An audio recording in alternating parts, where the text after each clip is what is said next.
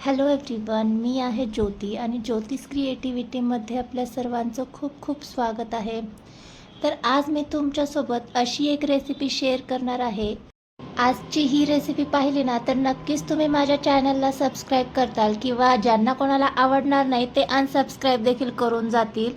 तेव्हा आजची जी रेसिपी आहे ना मी स्टेप बाय स्टेप तुमच्यासोबत शेअर केलेली आहे. स्किप न करता पाहिली ना म्हणजे डिटेल रेसिपी तुम्हाला कळेल आणि तुम्हाला सबस्क्राईब करायचं आहे की अनसबस्क्राईब करायचं आहे ते ठरवता येईल. तर आज मी तुमच्यासोबत रसरशीत असा पाकातला गुलाबजामुन केकचा व्हिडिओ शेअर करणार आहे.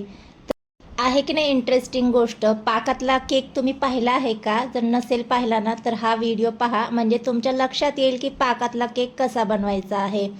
केक म्हटलं ना की आपल्या डोळ्यासमोर क्रीमचा केक किंवा स्पॉन्ज केक येतो, पण पाकातला केक तुम्ही पहिल्यांदाच पाहणार आहात.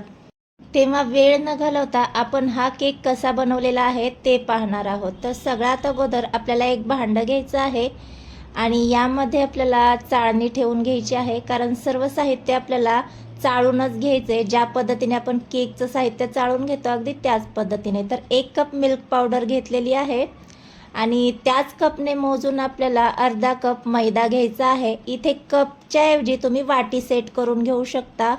आता सेम कपने किंवा वाटीने अर्धी वाटी इतकी पिठी साखर किंवा अर्धा कप पिठी साखर ॲड करायची आणि 1 टीस्पून इतकं बेकिंग पावडर आणि हाफ टीस्पून इतका बेकिंग सोडा यामध्ये ॲड करून घ्यायचा आहे.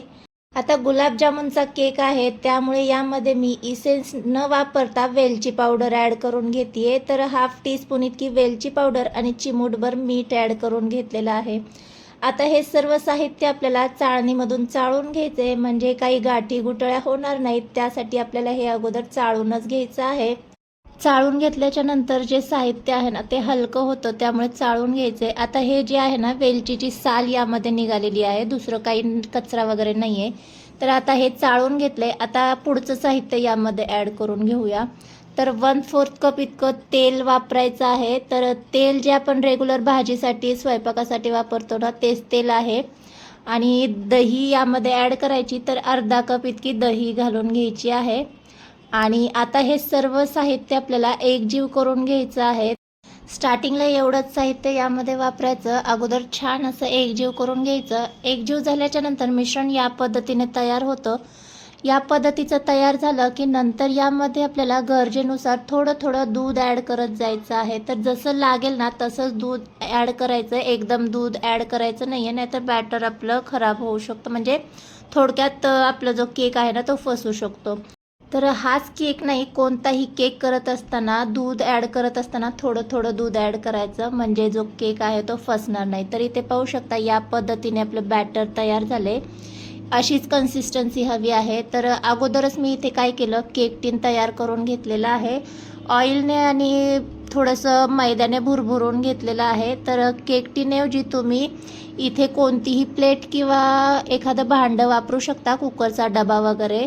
बॅटर घालून झालं की छान असं पसरवून घेऊ आणि थोडंसं हलकंसं टॅप करून घेऊ आणि 20 ते 25 मिनटं हा केक आपल्याला बेक करून घ्यायचा आहे. तर इथे पाहू शकता बेक झाल्याच्या नंतर या पद्धतीने तो तयार झालेला आहे.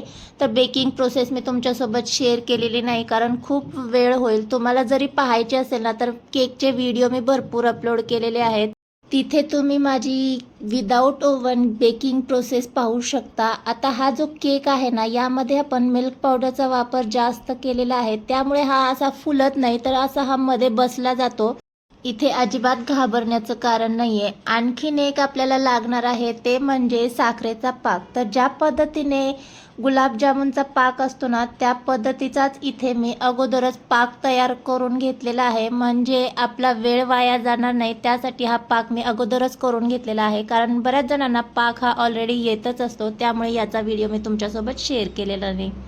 तर इथे आपला केक जो आहे तो आवडीनुसार कट करून घेतला आहे आणि आपण पूर्णपणे केक जो आहे तो थंड झाल्याच्या नंतर पाक थोडासा नॉर्मल कोमट असताना यावर आपल्याला हा पाक पसरवून घ्यायचा आहे. तर व्हिडिओ दाखवते त्या पद्धतीने सगळीकडे हा पाक आपल्याला पसरवून घ्यायचा आहे.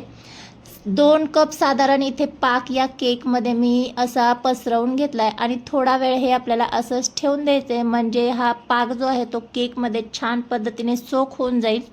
तर इथे पाहू शकता अर्ध्या तासासाठी हा मी असाच ठेवून दिलेला होता. आता याला आपण गार्निशिंग करून घेऊया. तर सिल्वर वर्क माझ्याकडे आहे, त्यामुळे याला मी सिल्वर वर्कने गार्निशिंग करून घेते. आवडीनुसार तुम्ही गार्निशिंग करून घेऊ शकता. आता हा केक आपण सर्व करून घेणार आहोत.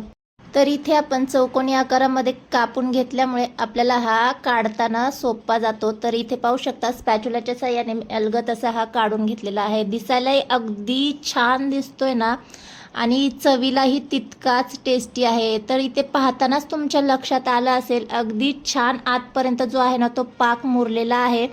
आणि याला जी जाळी आहे ना ती देखील अगदी ज्या पद्धतीने गुलाबजामुनला जाळी पडते ना त्याच पद्धतीची जाळी पडलेली आहे. आवडीनुसार ड्रायनट्सने गार्निशिंग करून घेतलेला आहे. इथे मी तुम्हाला कट करून दाखवते, म्हणजे आपला जो पाक आहे ना तो या केकमध्ये किती छान असा मुरलेला आहे ते तुमच्या लक्षात येईल. आणि केक करत असताना यामध्ये आपण मिल्क पावडरचा जो आहे ना तो वापर जास्त केलेला आहे मैद्यापेक्षा, त्यामुळे याची चव ना अगदी गुलाबजामुनसारखीच आलेली आहे. एकदा ट्राय करा म्हणजे तुमच्या लक्षात येईल. अतिशय भन्नाट आणि टेस्टी असा रसरशीत गुलाबजामुन केक तयार झालेला आहे. आजचा व्हिडिओ तुम्हाला आवडला असेल तर एकदा ही रेसिपी नक्की ट्राय करा. व्हिडिओ आवडला असेल तर व्हिडिओला लाईक करा, हाईप करा. चॅनलवर नवीन आला असाल तर सबस्क्राईब केल्याशिवाय जाऊ नका. भेटूया नेक्स्ट व्हिडिओमध्ये. तोपर्यंत बाय.